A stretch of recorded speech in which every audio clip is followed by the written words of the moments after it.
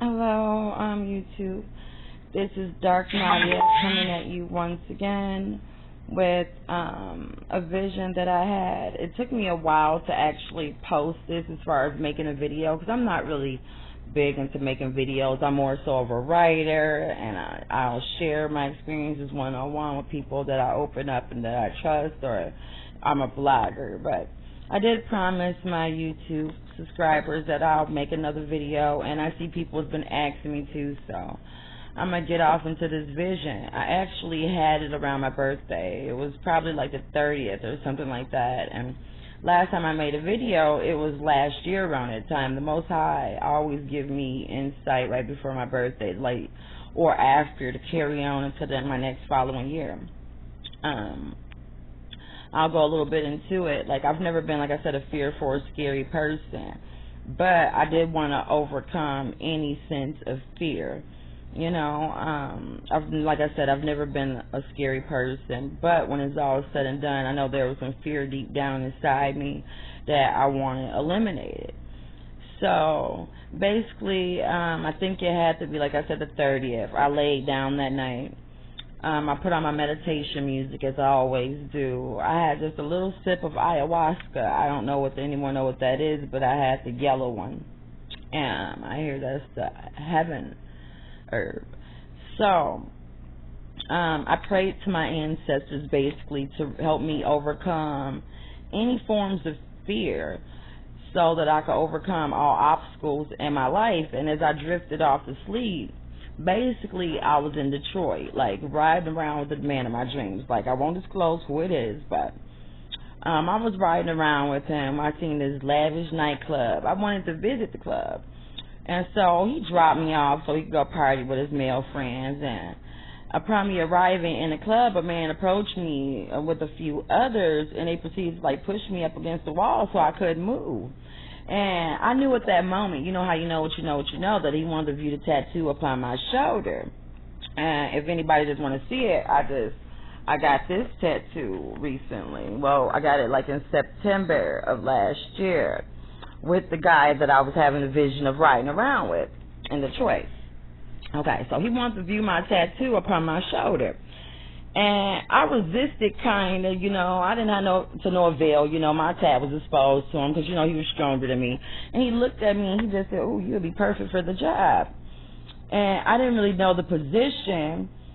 But then a crew of militant, like, men approached me. I didn't know if they was police officers or soldiers or what at that moment. But as I'm wondering who are these guys, it was like some soldiers basically stormed into this establishment to raid it. You know, some people ran out the building, you know what I'm saying, out of fear. But you know how it is in America a little bit with people of color, I'll put it that way. I did something told me, no, stand your ground. If you run outside the building, your ass gonna be the one, excuse my language, to get shot. So, I didn't run out. Basically, I just stayed in the club, and they ended up, you know, coming in, and basically they beat me along the way to the van, which I didn't resist it, because something just told me don't resist. You know what I'm saying? Like, they was beating me on the way to the van, but I'm strong. I could take it. So we arrived at this unknown location. It seemed to have been like an obstacle course, whereas you kind of know what you know, like you either must pass or die trying. And I seen many people dead. It was really horrible. It was like even dead children all over the place. And I didn't want to end up a victim, long story short. So I moved forward without any fear. My only concern was, I was thinking to myself, why am I here? So the first test, I noticed people was being beaten and abused. And those who screamed and shouted in resistance, they was beaten like worse, as if it was like one-on-one, you know what I'm saying? But if you couldn't take the one-on-one beating, a group of people would come and beat you until you died. So, me seeing this, I ain't desired to be beaten to death, as a man came to approach me to beat me senseless instead of crying or screaming in pain or fear. I embraced the beating, basically, you know what I'm saying, and sounds of moans, I'm not going to lie, my vision like escaped my mouth. It may have seemed a little bit sadistic or masochist to some people, but I just saw what was going around me, and I didn't want to end up dead. So in my mind, this man was beating me instead of like giving him any hint of fucking like pain. I just took like pleasure in it. I'll just put it that way. Long story short, I end up passing the test, and then I was transported to another facility, well, to another location in his big old huge facility. And the second test, I know it was like an endurance test. It was like hang gliding or something. And I noticed like people had to take hold of the lever to cross to the other side, and they had a barrier, which was a drop off in the middle of the land. I mean, a barrier. It was like a drop off in the middle, and then a landing strip on the end. And there were huge scoreboards with people's names on it. And then I saw people who went before me, you know, due to fear, if they only made it halfway or so far, basically they end up still falling to their death. And they had a number ranking system of like 0 to 5, and I saw like the crowd cheering as people died. Now, I was a little bit starting to get leery, like, dang, I don't really exercise or work out.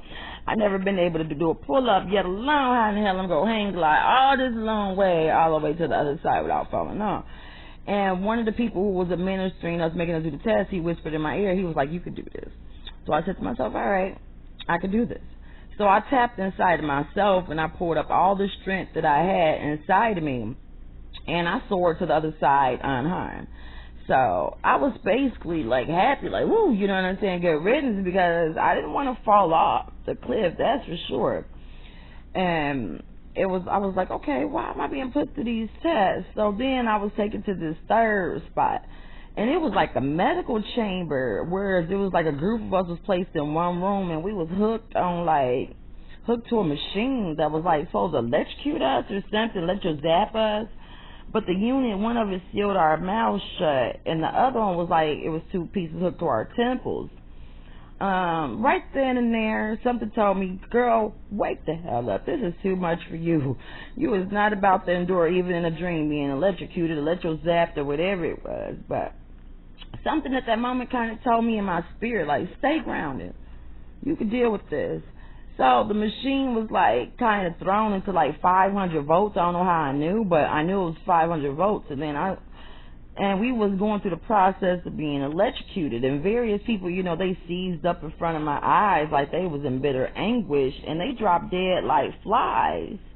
And I could sense like the more you seize up and have fear, the voltage went higher and higher and higher until basically you was fried. You know what I'm saying?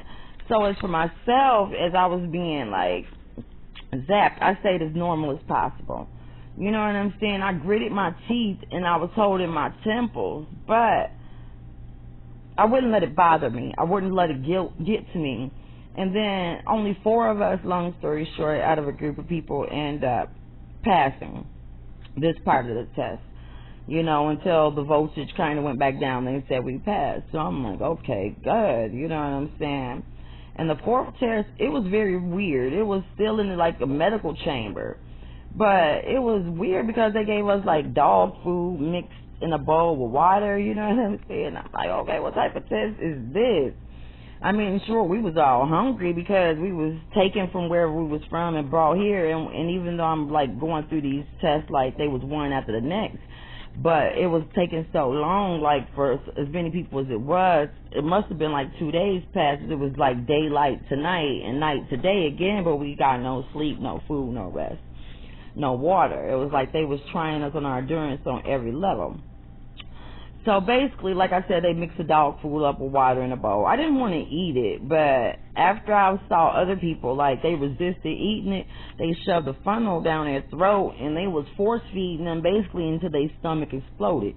So when I saw that, I sat my butt down. I grabbed the seat. I was half crazy. Like, when I say I was half crazy, like, I was prepared for dinner half crazy, and other people, they was puking, and it was crazy because they shoved the funnel down my throat. I'm thinking, why they doing this to me? I'm ready to eat. I'm not even resisting anything, but I ain't gagged. As I think they were just trying to torture me, shake me up a little bit. They saw I was too calm when I sat down. Like, okay, I'm about to ace this one. So they just shoved the funnel down my throat, trying to force me to gag and choke. But I didn't. I just opened up my throat and I just swallowed and guzzled. I ate everything without complaint. Like, Right about now, I endured so much by the facility workers, what they was doing to me. Like, they was sitting